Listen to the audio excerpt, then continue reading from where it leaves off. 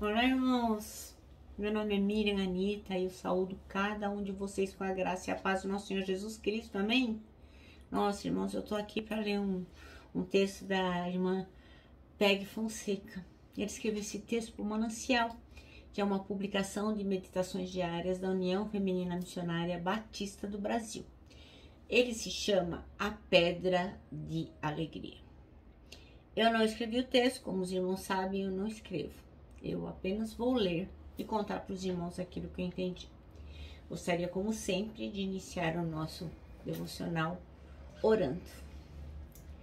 Senhor Deus, pedimos que Tu possas nos abençoar, que possamos entender aquilo que vamos ler, que a Tua palavra fale ao nosso coração. Em nome de Jesus. Amém. Bom, irmãos, então o nosso texto aqui está em Zacarias, que é um livro que é assim, pouco as pessoas leem, né? Então, o livro de Zacarias vai falar sobre o povo babilônico, o povo hebreu que está voltando depois de ser exilado na Babilônia. Então, é o primeiro pessoal que está voltando lá quando Ciro liberou o pessoal em 439 a.C. Então, tinha lá o líder que era o Zorobabel, e o profeta era Zacarias. Então, Zacarias lia os oráculos, né?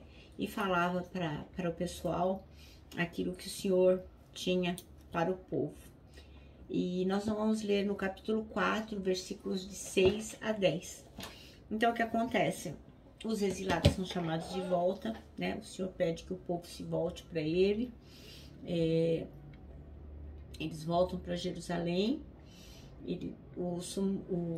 O sumo sacerdote é purificado e Zacarias, então, ele faz uma profecia, né? Porque ele queria que as pessoas soubessem que o Senhor estava presente e eles tinham que reconstruir o templo, só que o povo estava desanimadaço, falando, nossa, mal feio esse templo, né? Perto daquele templo que nós vimos um dia, cheio de glória, beleza e majestade. Então tava todo mundo assim, ó, super desanimado, e Zacarias não estava se importando com a beleza do templo, com o tamanho. Ele estava se importando assim, que as pessoas percebessem que o Senhor estava lá, que o Senhor estava com eles, que Deus estava presente. Então nós vamos ler os versículos do 6 ao 10 do capítulo 4. E diz assim, então ele me disse, assim diz o Senhor a Zorobabel. Lembra que eu falei que era um líder? Era o líder que estava trazendo a primeira turma lá da Babilônia. Assim diz o Senhor a Zorobabel, não por força, nem por poder, mas pelo Espírito, diz o Senhor dos Exércitos. Nada será obstáculo para Zorobabel, nem mesmo uma grande montanha diante dele, ela se tornará uma planície. E quando Zorobabel colocar no lugar a última pedra do templo, o povo gritará, é pela graça, é pela graça. Depois recebi outra mensagem do Senhor. Zorobabel lançou os alicerces deste templo e ele o completará. Então vocês saberão que o Senhor dos Exércitos me enviou. Não desprezem os começos humildes, pois o Senhor se alegra ao ver a obra começar e ao ver o prumo na mão de Zorobabel.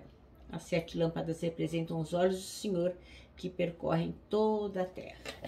Então Zacarias queria que eles soubessem que o Senhor estava presente. A Pedra da Alegria é o nome do texto. E o versículo é o 10. Pois aqueles que desprezam o dia das pequenas coisas terão grande alegria ao verem a pedra principal nas mãos de Zorobabel. O texto conta que um pequeno grupo voltou a Jerusalém depois de ter sido humilhado, derrotado e exilado. Lembra, irmãos, que lá na Babilônia o povo de Deus sofreu as agruras. E ficou por lá 70 anos, né? Porque era profecia, eles tinham desobedecido o Senhor e o Senhor quis que eles passassem por esse processo, né? Então, quando eles voltaram, ao verem a cidade em ruínas, eles ficaram arrasados. Nossa, eles não acreditavam, porque eles, né? Poucos daqueles lá, daqueles que foram, sobreviveram, né? Quando eles começaram a reconstrução, eles desanimaram ao ver o pouco progresso. Porque trabalha, a sua, e parece que não vai para frente. Aí veio a palavra do Senhor: sozinho vocês não vão conseguir, mas com o Espírito de Deus, até uma montanha parece uma pilha de pó.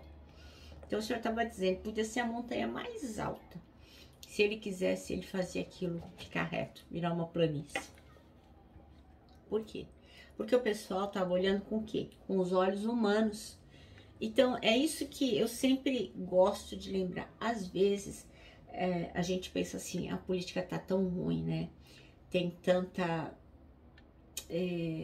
coisa errada. A pandemia tá tão ruim, né? Tem tanta gente doente, morrendo. Nossa, os empregos estão tão ruins, né? Estão tão ruins, tem tanta gente desempregada, tanta corrupção, tanta coisa, né? Só que nós estamos olhando tudo com os olhos humanos. Então, nós não podemos murmurar, como está lá em Filipenses, capítulo 2, versículo 14. Fazei tudo, sem murmurações e nem contentes. Não é pra gente reclamar. Se você está a favor do presidente ou contra o presidente, se você está a favor do governador ou contra o governador, se você acha que a pandemia é castigo, o outro acha que não é castigo, não é para você reclamar. Não é para reclamar, porque nós estamos olhando com os olhos de seres humanos. E o Senhor enxerga longe, e Ele é um Deus providencial.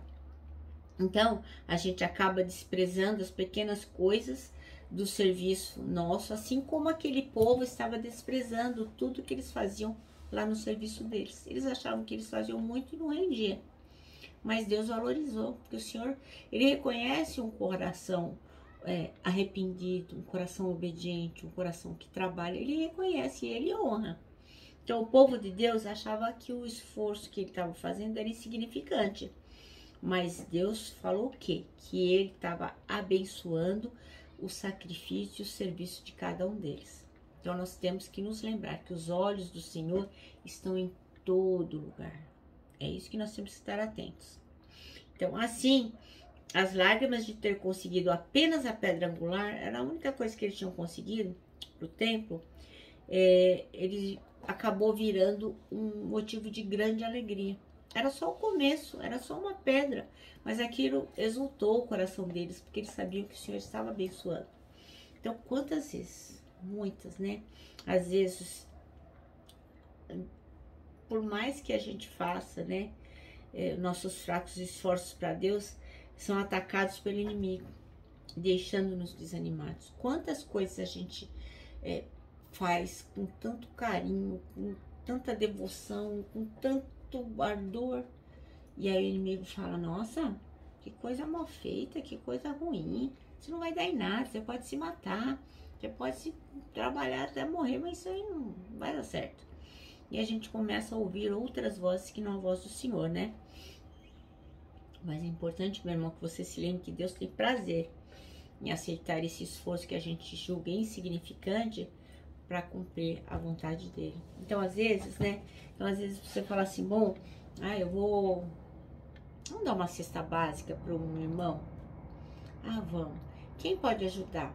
Aí, eu posso ajudar com 20, outro com 30. Mas tem aquele irmão que ele só tem R$2 para ajudar. Só que aqueles R$2, o Senhor está olhando e não tem nada de insignificante nele, não.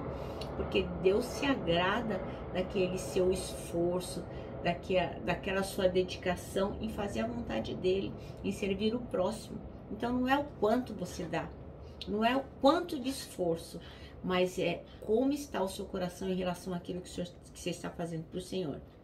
Então, por isso a gente não pode desprezar nenhum esforço realizado, nenhum serviço realizado em nome de Deus. Tudo que a gente faz para Jesus Cristo não pode ser desprezado, mesmo que seja bem pequenininho. Pode ser ínfimo, a gente não pode desprezar as pequenas coisas da oração, como diz aqui, né? Então, poxa, uma pequena oração, não despreze.